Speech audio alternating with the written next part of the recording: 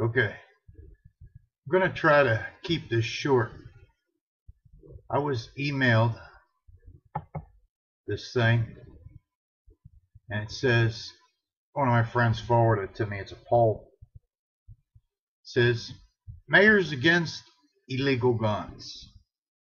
Right? It should say mayors who want to make all guns illegal. And I looked at it anyway. How do you answer this? Yes, my elected officials are doing enough. No, they are not doing enough. They could be doing more. Well, how do you answer that? Because my elected officials aren't doing enough, and they should be doing more. They should be nullifying every gun law there is. The right to bear arms shall not be infringed.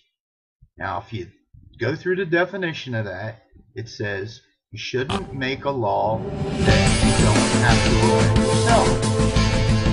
But anyway, I want to... This is an amazing audio that demonstrates that this woman is a complete fraud and hypocrite.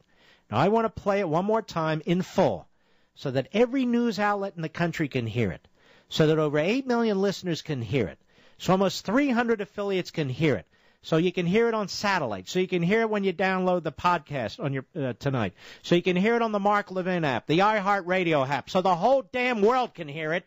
I want you to hear Dianne Feinstein, Ms. Gun Control, justifying her use of a gun, a carry permit, so she can take out the other guy, as she put it, before that guy takes her out. Cut 6, go. Less than 20 years ago, I was the target of a terrorist group. It was the New World Liberation Front. They blew up power stations and put a bomb at my home when my husband was dying of cancer. And the bomb was set to detonate around 2 o'clock in the morning, but it was a construction explosive that doesn't detonate when it drops below freezing. It doesn't usually freeze in San Francisco, but on this night it dropped below freezing and the bomb didn't detonate. I was very lucky, but I thought of what might have happened. Later, this same group shot out all the windows of my home, and I know the sense of helplessness that people feel. I know the urge to arm yourself, because that's what I did. I was trained in firearms. So stop there. So she armed herself. Well, good for her. And she's about to say she was trained. Go ahead. I'd walk to the hospital when my husband was sick. I carried a concealed weapon.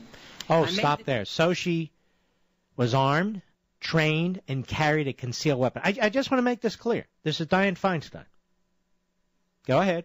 Determination that if somebody was going to try to take me out, I was going to take them with me. Stop. So if somebody's going to try and take me out, I'm going to take them with me. So what happened? My God. She sounds like she's a member of the NRA, doesn't she, Mr. Producer? Oh. They try to take me out, I'm going to take them out. Got my carry permit, trained with it, got my gun. They try and take me out, I'm going to take them out. This video, and obviously we play it, but you can only hear the audio part or so forth in this format, needs to go viral. This video needs to be sent to Capitol Hill, because Washington's full of hypocrites, whether it's where they send their kids to school while they deny others opportunities and school choice, whether it's their taxes, Obama going around, people like me, we don't need tax cuts, while he and the family are going on a $4 million 20-day vacation that you and I pay for. We got to deal with this hypocrisy, this condescension, this arrogance, this grandiosity. They're destroying our liberty in our names, ladies and gentlemen. You buy that? They're destroying our rights in our own names. Why do people think these politicians are earnest? They're not. Why do people think they're noble? They're not. Unbelievable.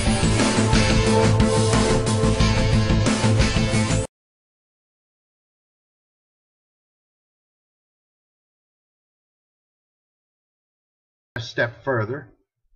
I clicked here and I went over to the site.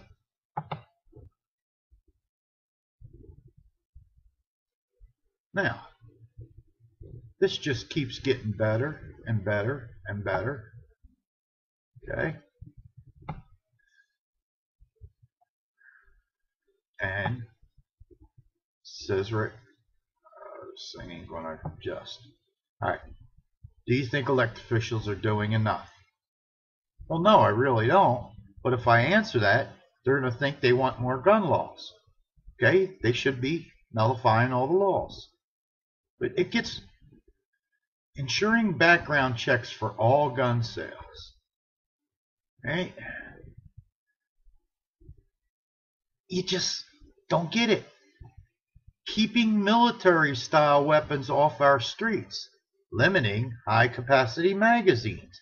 Making gun trafficking a federal crime. Well, if they were really worried about gun trafficking, they would have locked Holder up because he done it. Alright? Now, should we launch TVs that target states holding our senators accountable? They don't have the right to make a gun law. Shall not be infringed. If you define that, it says you don't make a law, you don't have to obey yourself. So if the government can have it, we can have it. Hold rallies outside of our Senate offices who voted against gun reform. No. Guys who voted against it shouldn't be bothered. Take a pledge not to donate to candidates who oppose gun reform. No, we should be giving them money. Make sure every member of Congress meets survivors and their families. Why? Okay? It's the people's right to defend themselves. It's the people that have to defend themselves. The government will not defend you or protect you. They can try. They might be there. Whoever, might help you. But you got people like Janet in DHS who's sitting there telling their people not to get involved when somebody's in trouble. I think you should be making calls and telling everybody, every senator that votes for gun reform, you're going to get them out of office. All right? Anyway, then it comes down here. Do you live in a house with a gun? Yes. All right? Are you a gun owner? You would check yes. Are you a parent? Are you a teacher? All this stuff. This is a need-to-know basis. Now they give you a little, I'm sure they're going to make a poll out of your answers with the essay answers. Alright? Anyway, we go on. Total power in one person's hands. Not the American way. These damn bills that come out here all the damn time come out here at the last second, and I got to try to figure out how to vote for my people. How ashamed of you should be. You should be ashamed of yourselves. I'm sick of it. Every year we give power to one person. It was not made that way in the Constitution. He was around when it was written. Now we pass rules that stop each one of us. Enough! I feel like somebody trying to be released from Egypt. Let my people go! My God, they sent me here to vote for them. They sent me here to vote for them, to argue for them. But I'm trapped. I'm trapped by rules that have been forced down our throats.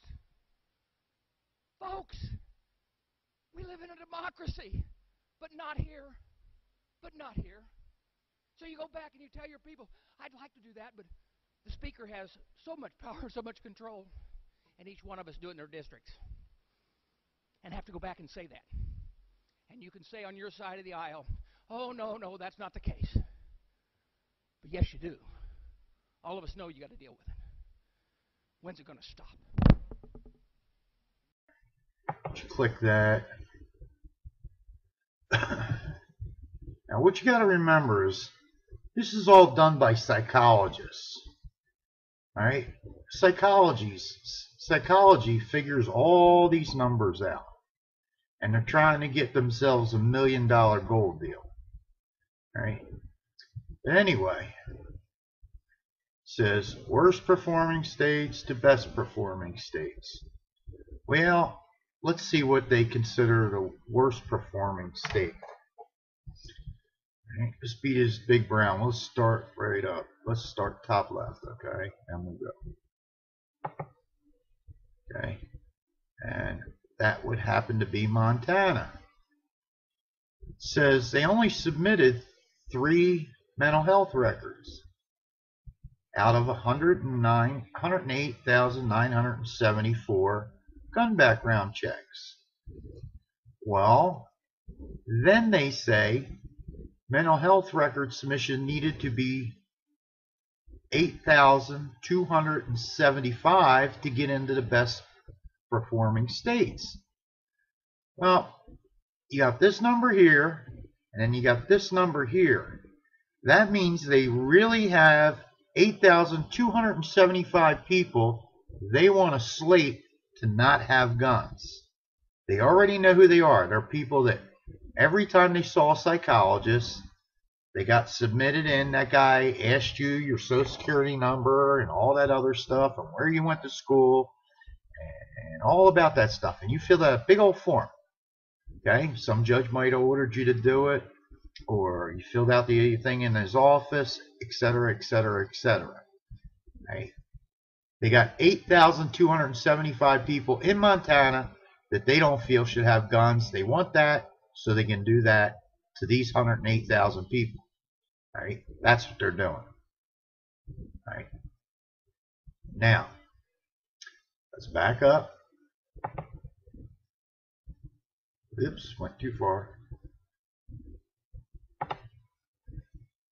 Alright, that was Montana. Let's get over here to Idaho. Idaho's not a brown one. We just want to do the brown ones. Let's go here to Wyoming.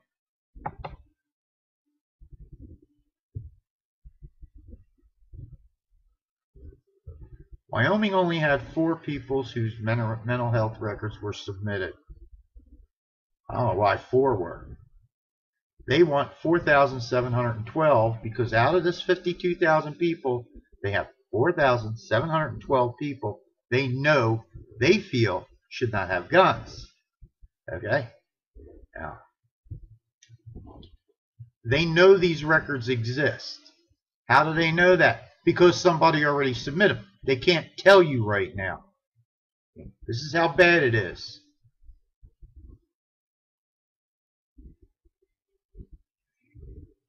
Let's go over here to Nevada.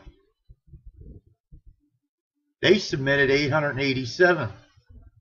They still want 21,707. They know they exist. They're who slated to take their guns.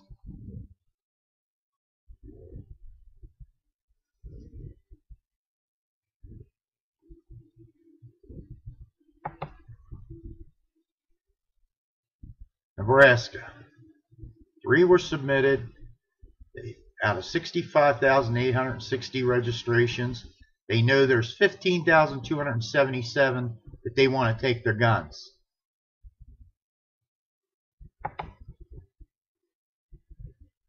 South Dakota.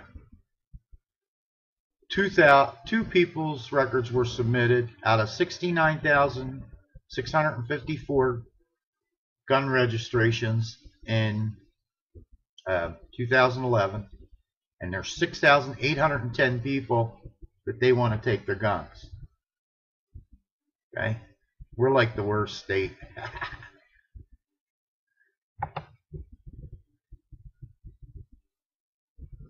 North Dakota, oh yeah, 1 out of 61,000, and they got 5,626 people slated to take their guns.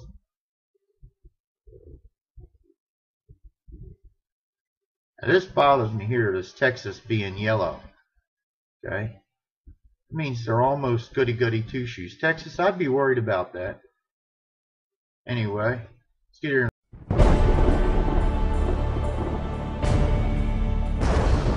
Psychiatry should actually go into government. that politicians should listen to psychiatrists. Psychiatrists should be in every parliament and should direct and monitor political activities.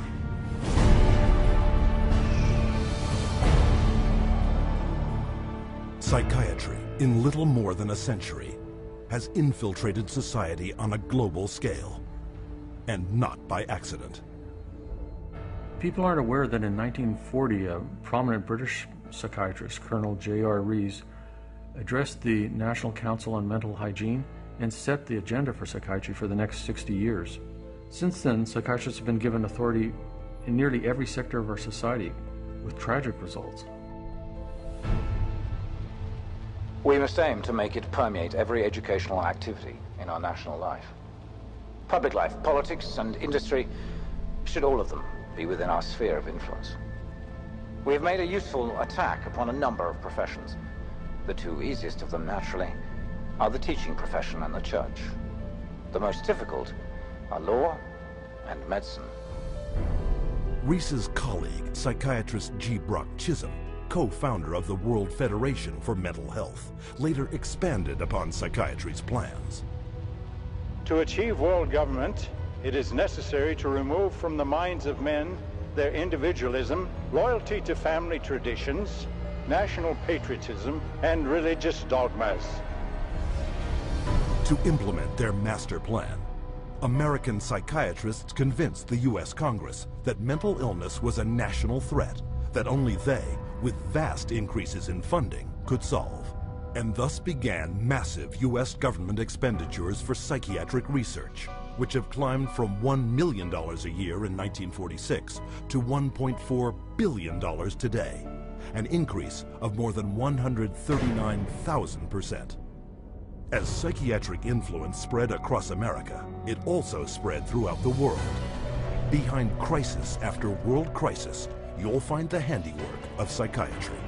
Example, Serbian psychiatrist Jovan Raskovic, who demanded the ethnic cleansing of Croats and Muslims because of his firm belief in their racial inferiority.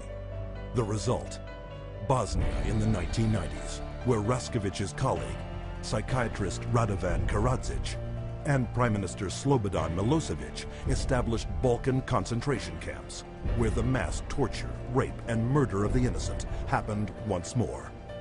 One military psychiatrist explained how it was done. C'est très difficile tuer millions de personnes. C'est très difficile, techniquement difficile. Les Allemands étaient bons techniciens et ils ne pouvaient pas, ils pouvaient seulement 6 millions de Juifs exterminés.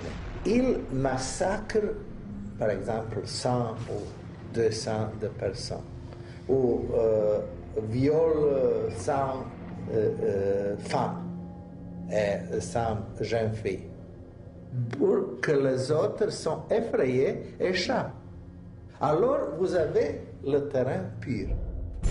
With century-old Pavlovian conditioning, coupled with modern-day mind control techniques, psychiatrists and psychologists can turn average men, and even children, into mass murderers. You could train them to use firearms indiscriminately. You could train them to shoot people with very little feeling or thought. You could train them to use abusive and brutalizing procedures in order to obtain information with no hesitancy, with no concern. This is how terrorists are created. In the wake of 9/11, Osama bin Laden was characterized as the mastermind behind the attacks. But the acknowledged brain trust and commander of Al-Qaeda is Ayman al-Zawahiri, educated in psychology and pharmacology at the University of Cairo, and the author of the Al-Qaeda training manual on the use of coercive psychiatry. And orchestrating the terrorist bombings in Madrid, Abu Hafiza, another Al-Qaeda operative, relying on those same techniques to manipulate the minds of men. You can implant memories. Memories are potent sources of motivated behavior. If you implant enough memories of specific kinds, you can shape and change the nature of human thinking and feelings. And it was thought to be a kind of ultimate weapon, because what greater weapon could there be than control of the human mind. You can control minds, and you can move people around, particularly when you control their lives. It's easier to control their minds. When we look at psychiatry and psychology, social control is the primary agenda. And that agenda is being put in place throughout the world right now, using mental health screening campaigns fed to the public under such innocuous sounding names as Teen Screen. The national government is actually encouraging it and wanting to test every single kid in our public school system. All children are put under this kind of a test for psychiatric evaluation, a 10-minute test that tells them absolutely nothing. I predict that upwards of 90% of all the people screened will be diagnosed as having a psychiatric disorder, which means that we'll have an entire generation that will be a perfect profit center. The man behind the Teen Screen program, psychiatrist David Schaffer, consultant to the U.S. Department of Defense. They're not just screening children to have complete control of the 52 million children in school. They're screening now, and that bill, they will screen their parents, and they will screen all adults in America. The idea of mass screening for mental illness in the American population, run by a government initiative, is one of the scariest ideas I ever heard of. Psychiatry is politics, has always been politics. It is politics pure and simple, because psychiatry was always the application of force against people who don't want to be forced. It's a sad thing, and parents better wake up. Society better wake up, because we're in serious trouble if they don't. Psychiatry's master plan to infiltrate all sectors of society is becoming a reality. We don't have an epidemic of mental illness. We have an epidemic of psychiatry. Something can and must be done about it.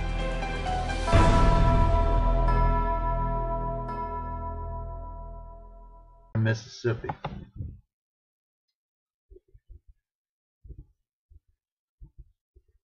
Or Oklahoma, I'm sorry. Oklahoma submitted 3 out of 271,816. They got 31,383 people slated to take their guns. Okay. Now we get down to Louisiana. 2. They got 264,552 background checks. 37,927 slated to take their guns. Mississippi. 3. 24,823 people they plan on taking their guns. And that's only out of 185,000. Ooh, that's not good. Alabama submitted 248 mental health records, 336,000 background checks, 39,000 people are slated to have their guns taken once this goes through.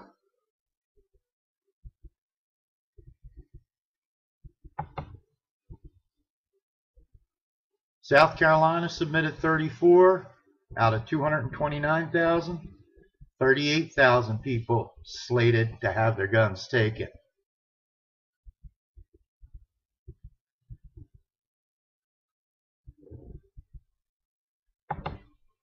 Maryland submitted 64 out of 103,000 background checks. 48,000 people. Man, that's half of them that want to take almost their guns.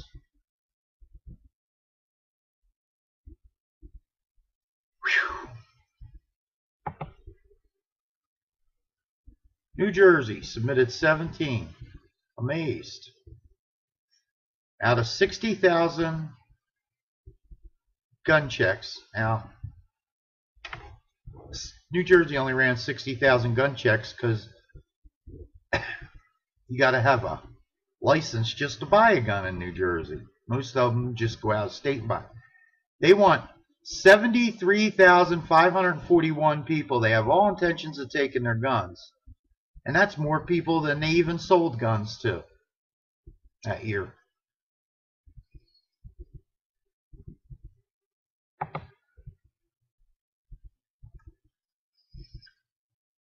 Okay. Massachusetts only submitted one. They have 54,780 people out of 153,000 gun sales. 1/3 of the amount of guns sold that year are slated to have their guns taken.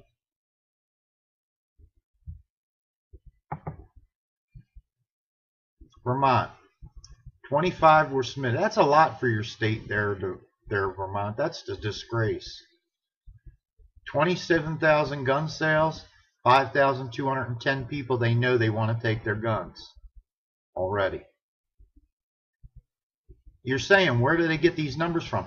Every time you went to a psychologist, he put down that you were a mental patient. That's where they got the numbers from. Maine, 35 submitted, 11,000 people out of 73,000 gun checks. These 11,000, your guns are slated to be taken.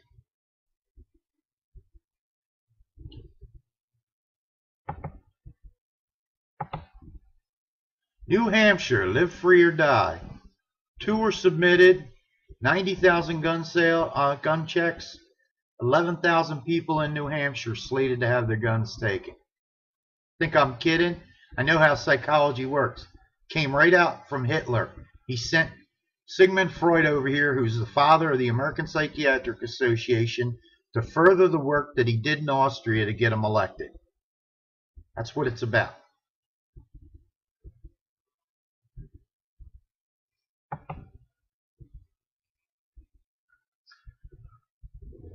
"17 people in New Jersey." That's pretty good, but because they do it, they're big on that mental health. They make everybody go to a shrink for everything, and it ended up 73,541 of you are slated to have your guns taken.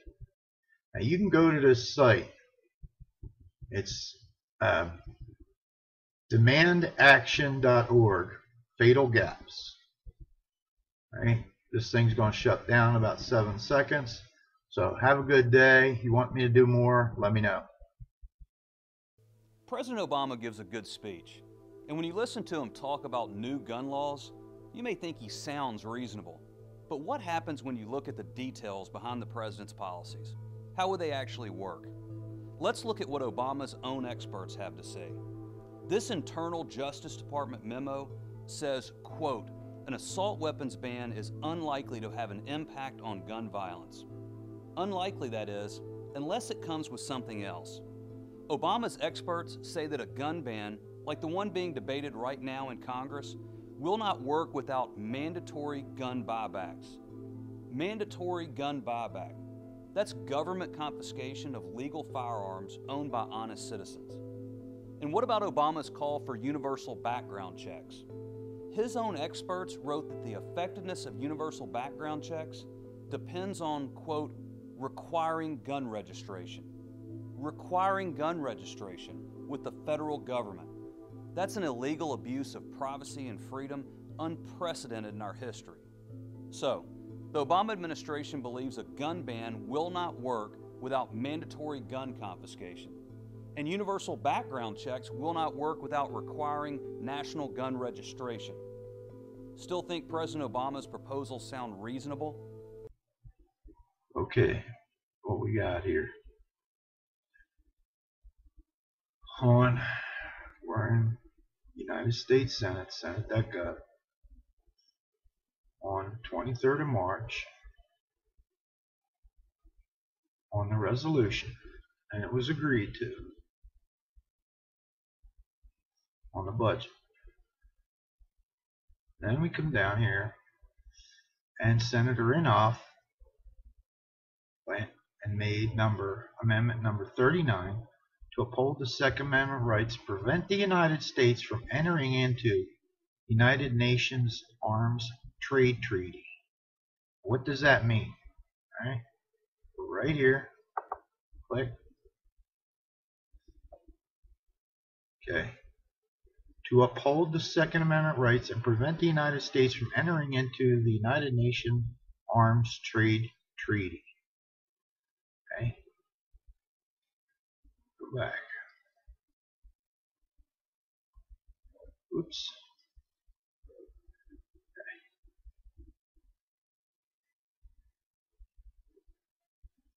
Okay. That.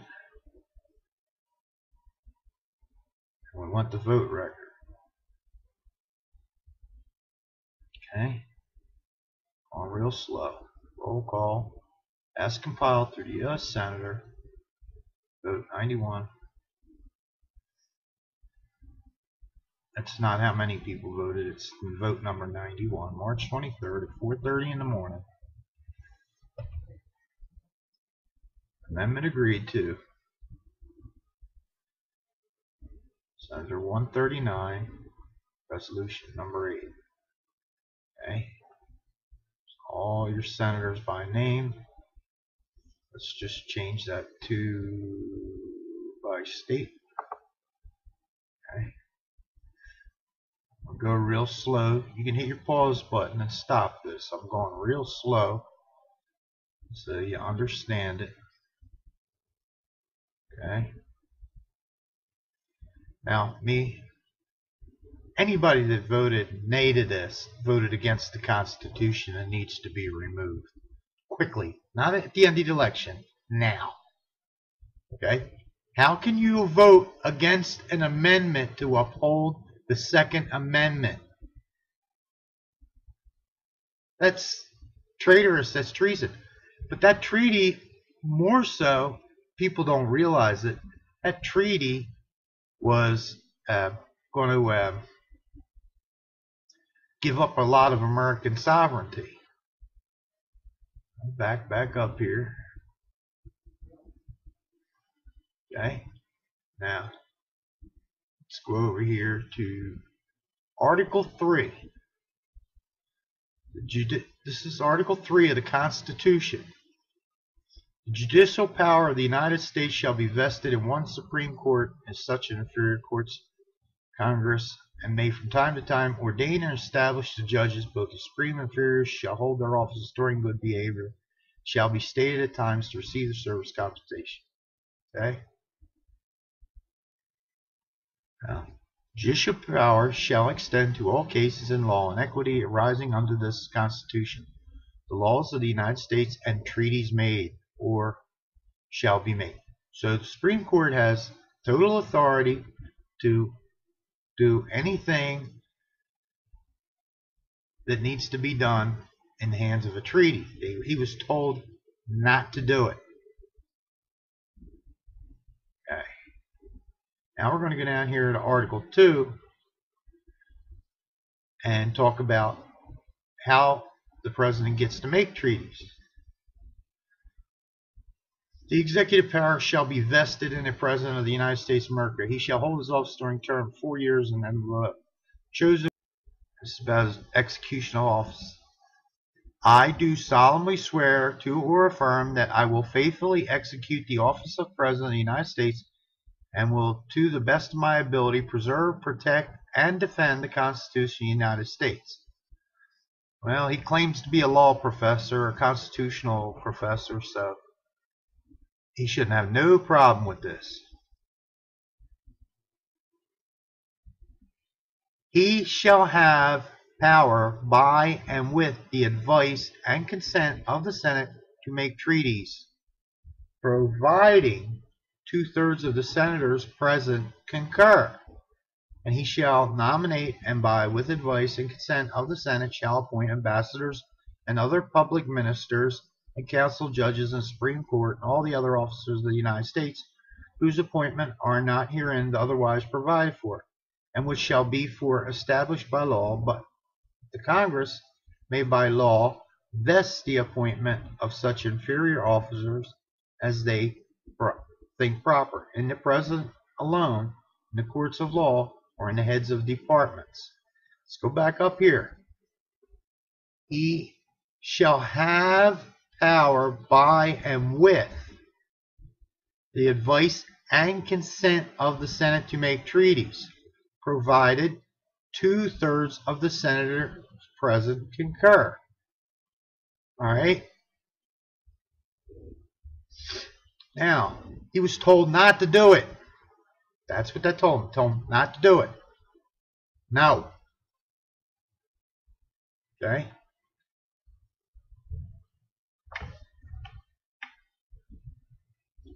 Okay, once again, to uphold the Second Amendment rights and prevent the United States from entering into United Nations Arms Trade Treaty. Read that again. To uphold the Second Amendment rights and prevent the United States from entering into a United Nations Arms Treaty. Okay.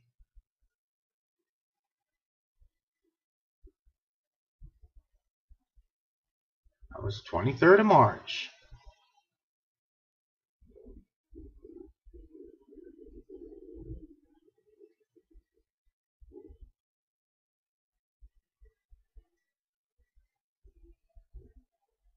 Okay. 53 people told him not to do it.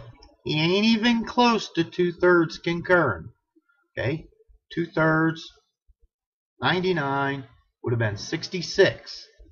Okay. He needed 66 nays to continue.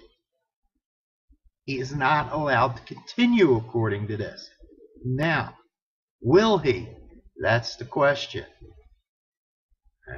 I just want to brag that my Senator Thune said yay, and I just want to get shameful. Senator Johnson here in South Dakota, he needs to be removed, put up for treason or something, because he is dead wrong. Okay, we're right here in the UN Arms Treaty. New American.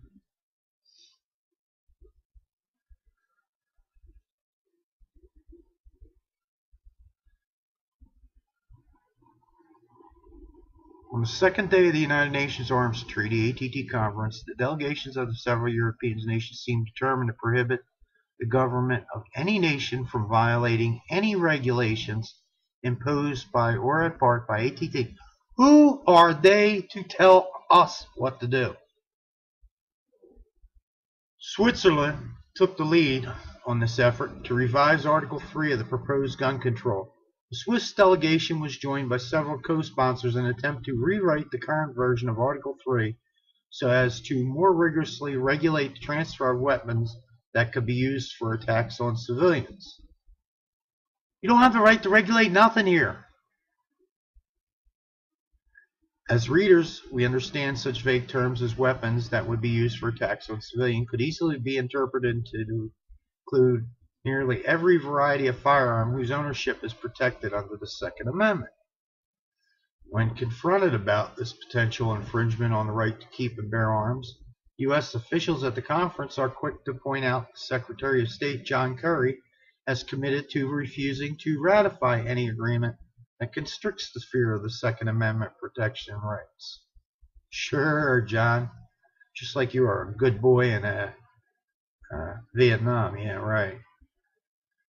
As the negotiations of the revision of Article 3 wound down, the Canadian delegation was arguing for the status quo, insisting that the current version of the provision is likely as comprehensive as possible to still garner ratification by a majority of member states.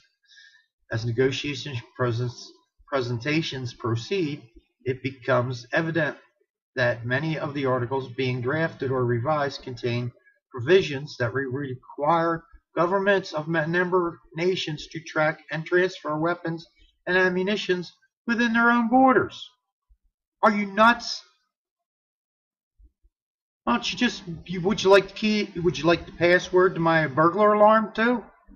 Or would you like drop that off to prison? I don't think so. One crucial step toward implementing such tracking is the creation of a registry of gun owners.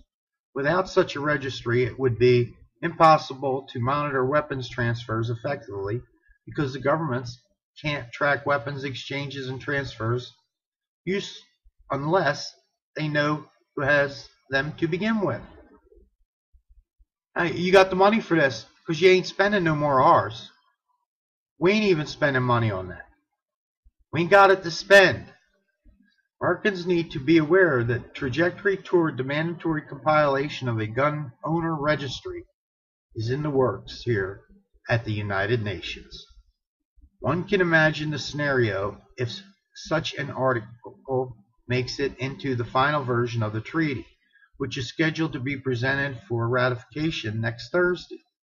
Secretary Kerry, Hanoi Kerry, traitor, and his fellow bureaucrats would insist that they tried valiantly to oppose the domestic tracking of gun transfers, but in the end they decided to vote in favor of protecting the safety of the citizens and preventing any further violence using guns such as that witnessed in Newtown, Connecticut. Okay? He has been told not to enter into it. There is a precedent for incremental disarmament that begins with a gun owner registry that is in turn was deemed a reasonable reaction to an armed massacre of innocents. In the United Kingdom, for example, in 1997, the government passed the Firearms Act in wake of the murder of 16 students and a teacher at an elementary school in Dunblane, Scotland, the year before. Oh, how convenient. The perpetrator of the Dunblane massacre used 2 Browning high-power 9mm pistols and 2 Smith & Wesson .357 revolvers. As a result, the ban began in the creation of a mandatory registry of all pistol owners. Finally, the Firearms Act of 1997 imposed a nearly absolute ban on the private ownership of handguns in the United Kingdom. All them people were thinking, oh yeah, well, we just got to register them, no big deal. Yeah, right. Then they came and took them. The previously compiled ownership registry was used by the police firearms licensing office to track down all those who had not complied with the mandatory surrender of handguns. Once identified, all those handgun owners who had previously refused to hand over their handguns were threatened with arrest or violations of the Firearms Act. Americans familiar with this recent episode in British history could foresee a similar track being followed by our own federal agents. First, there would be a registry imposed under the pretext of following international law as set in the Arms Trade Treaty. On this point, is there any doubt that the proponents of the registration of gun owners would feign frustration with the need for such a registry? I got to run to keep from hiding, and I'm bound to keep on riding. I got one more silver dollar, but I'm not gonna let them catch me, no, not gonna let them catch me.